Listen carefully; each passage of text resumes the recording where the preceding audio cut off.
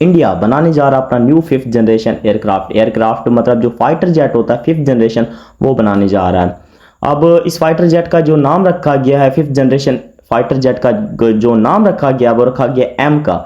अब आप सब बोलेंगे कि एम का क्या होता है, एम का नाम का तो कोई फाइटर जेट ही नहीं है। तो इसका मतलब होता है advance medium combat aircraft, M का। इसका तकरीबन कोई अभी नाम डिसाइड नहीं किया गया, क्योंकि एयरक्राफ्ट जो है फाइटर जेट वो है ही नहीं, तो नाम कहाँ से डिसाइड किया जाएगा। इसका जो डिज़ाइन है बस वो पेश किया गया था इनकी गवर्नमेंट को, लेकिन अभी इस पर कोई ख़ास काम शुरू नहीं हुआ है। इस पर जो मतलब लोकल मैन्युफैक्चरिंग का काम है वो शुरू नहीं हुआ है, सिर्फ इसका डिज़ाइन पब्लिश किया गया है। अभी देखेंगे इनके जो हिंदुस्तान टाइम्स है ना, उसकी एक न्यूज़ देखेंगे कि उनके मुताबिक तैयार हो सकता है ये फाइटर जेट, कब तक तैयार हो सकता है। तो उनकी अगर रिपोर्ट देखी जाए तो हिंदुस्तान ने the times of India, Hindustan नहीं है, द टाइम्स ऑफ इंडिया के मुताबिक ये जो कैबिनेट ऑन सिक्योरिटी, मतलब कि जो उनकी कैबिनेट होती है ना सिक्योरिटी की, उनकी जानिब से इसको जो है वो ग्रीन सिग्नल दे दिया गया इस फाइटर जेट को कि हाँ आप बनाइए, हम आपको बजट देंगे, आपको सारा कुछ देंगे, आप इस एयरक्राफ्ट को ना बनाइए, इस फाइटर जेट को। तो इसकी अगर स्पेसिफिकेशन की बात की जाए इस फाइटर जेट की, जो एम का है 5th generation fighter jet India का, उसकी अगर स्पेसिफिकेशन की बात की जाए, क्या इसकी स्पीड होगी, क्या क्या इसका सिलसिला होगा, तो एडवांस मीडियम कॉम्बैक्ट एयरक्राफ्ट, इसका मैंने आपको नाम पहले ही बता दिया था। अगर इसकी की फीचर्स की बात की जाए, जो इसके अंदर फीचर्स होंगे उनकी अगर बात की जाए, तो ये स्टेल्थ कैपेबिलिटीज़ के साथ लेस होगा। मतलब इसके अंदर फुल्ली स्टेल्थ कैपेबिलिटीज़ नहीं होती, जैसे अभी चल रहा है यूएसए का F-35 लाइटनिंग, कितना मशहूर हो चुका है ना ये नाम। इसी तरह का जो स्टेल्थ कैपेबिलिटीज़ उनकी तरफ से क्लेम किया जाता है, इंडिया वालों की तरफ से जो क्लेम किया जाता है कि वैसा ही होगा बिल्कुल ही। इसके अंदर एडवांस रेडार्स एंड सेंसर लगाए जाएंगे, मतलब कि जो दूर से काफ़ी कई 100 किलोमीटर से जो रेडार्स डिटेक्ट कर सकते हैं फाइटर जेट को, किसी मिसाइल को, किसी आने वाले ख़तरे को डिटेक्ट कर सकते हैं, उसके अंदर वो भी लगाए जाएंगे। इसके अंदर सुपरसोनिक क्रूज मिसाइल्स भी लगाए जाएंगी, जैसे उनके अभी ब्रह्मोस नहीं है वैसी कोई तकरीबन लगाई जाएंगी। उसके साथ मिसाइल्स और भी काफ़ी सारी सरफेस टू एयर मिसाइल्स होंगी, एयर टू ग्राउंड मिसाइल्स होंगी, एयर टू सबमरीन्स मिसाइल होंगी, मतलब कि जो समंदर के अंदर जो मार्क करती है ना मिसाइल्स, वो लगाई जाएंगी। तकरीबन उनकी जानिब से ये क्लेम किया जा रहा है, मेरी जानिब से नहीं किया जा रहा, मैं उनके देख के आपको बता रहा हूँ। यह टाइम्स ऑफ इंडिया के मुताबिक है। और ये मल्टी रोल कैपेबिलिटीज़ के साथ लेस होगा, मतलब कि ये एयर टू एयर में रोल भी प्ले कर सकता है, मतलब कि एयर टू एयर फाइटिंग भी कर सकता है। अगर सामने से कोई जहाज़ आ रहा है ना, फाइटर जेट अगर आ गया, उसके साथ भी भिड़ सकता है, लड़ाई कर सकता है।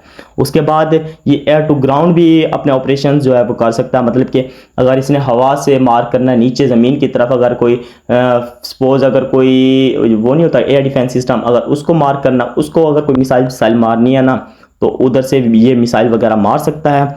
उसके बाद ये मैंने आपको बताया ना एयर टू ग्राउंड और एयर टू एयर के साथ ये मतलब मल्टी रोल कैपेबिलिटीज आगे आप खुद ही समझ लेना, मैं इतने ही बता सकता हूँ। इंडिजिनस डिज़ाइन एंड डेवलपमेंट, मतलब कि ये जो है ना इसका डिज़ाइन और जो इसकी डेवलपमेंट है ना वो इंडिया के अंदर बनाई जाएगी। मतलब इंडिजिनस मतलब कि इसकी कंट्री के अंदर ही मेड की जाएंगी, इसी कंट्री के अंदर बनाई जाएंगी।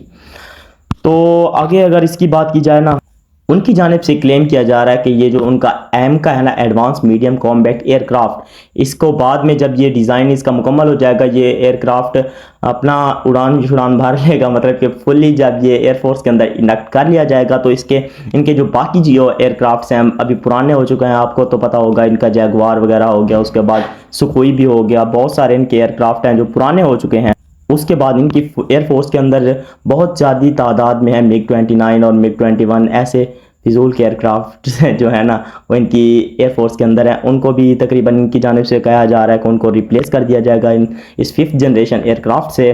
आगे इसकी जो अगर बात की जाए ना, वो बोलते हैं इन्हेंस एयर सिक्योरिटी, मतलब कि सुपर सिक्योरिटी, मतलब जो होता है ना एयरफोर्स के अंदर, मतलब कि दूसरों को ये टशन दिखाएंगे, मतलब ऐसा कुछ होता है ना, वो इनका होगा।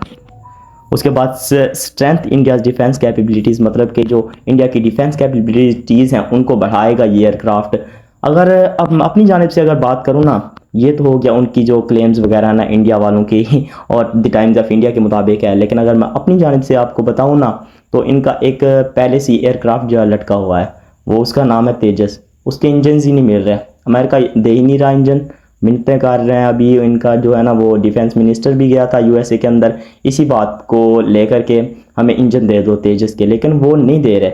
वो कह रहे हैं हम डिले कर रहे हैं, 2-3 साल बाद देंगे, 2-3 साल बाद देंगे, ऐसा कर रहे हैं। इनका जो फोर्थ जनरेशन है, जैसे पाकिस्तान का J-17 थंडर तैयार है ना, हमारा तो वैसे भी 4.5 जनरेशन का गिना जाता है, लेकिन जब इनका तेजस है ना, वो फोर्थ जनरेशन का गिना जाता है तकरीबन जितना मुझे पता है। तो उसका वो इनके पास डेवलपमेंट हो नहीं रही। इनकी जो आर्मी है ना, एयरफोर्स, उन्होंने 90 मतलब कि 90 एयरक्राफ्ट का इनकी जो हिंदुस्तान एरोनॉटिकल स्पेस कॉम्प्लेक्स है ना, उसको ऑर्डर दिया तकरीबन, या फिर डीआरडीओ हो गया, ऐसा कुछ होगा, उसको ऑर्डर किया था। उन्होंने एक भी नहीं दिया, 2 दिए, वो अभी ट्रेनिंग पर्पज़ के लिए इस्तेमाल हो रहा है, वो फाइटिंग के लिए इस्तेमाल नहीं किए जा सकते वो जो एयरक्राफ्ट हैं।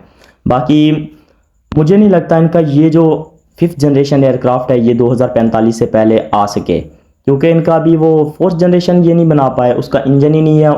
वो ऐसे ही फिजूल में बस 3-4 साल ऐसे, मुझे लगता है 5-10 साल ऐसे उसका इंजन देने में निकाल देगा। यूएसए का तो आप सबको पता है कैसा है, वो आसानी से तो अपनी चीज़ नहीं देता। अब ये बोल रहे हैं कि ट्रांसफ़र और टेक्नोलॉजी होगी, नहीं, यूएस ऐसा नहीं करता। यूएसए किसी को भी अपनी किसी भी चीज़ की ट्रांसफ़र टेक्नोलॉजी नहीं करता, वो टेक्नोलॉजी नहीं देता यूएसए। उसको पता बाद में हमारे सर पर चढ़ के ही वो करने लगेंगे ना, तो यूएसए ऐसा नहीं करता। बाकी खैर देखते हैं कि advance medium combat aircraft 5th generation का क्या बनता है। तकरीबन मुझे जितना अंदाज़ा है ना, मैं अपने अगर अंदाजे से बताऊँ ना, तो ये तकरीबन कोई 2045 से पहले ये इनकी एयरफोर्स के अंदर इंडक्ट होने वाला नहीं है। वैसे इसी के साथ ही, इन्हीं के इस advance medium aircraft combat aircraft के साथ ही एक और भी 5th जनरेशन का जो एक और कंट्री ने भी अपना प्रोटोटाइप पेश किया था, और वो था टर्की।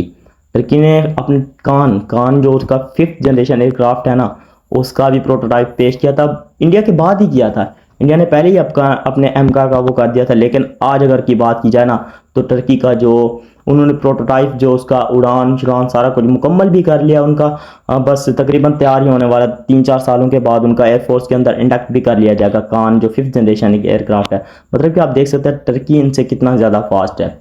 तो खैर देखते हैं इनका जो 5th जनरेशन एयरक्राफ्ट है कब तक इनकी एयरफोर्स के अंदर इंडक्ट कर लिया जाता है। तब तक के लिए अगर आप मेरे चैनल पर नए हैं तो चैनल को सब्सक्राइब लाजमी से कर लें, इस वीडियो को लाइक कर लें और बेल के आइकन को ऑल पे सेट कर लें, ताकि मेरी हर नए आने वाली न्यूज़ का जो नोटिफिकेशन है वो आपको सबसे पहले मिलता रहे। तब तक के लिए टाटा बाय बाय।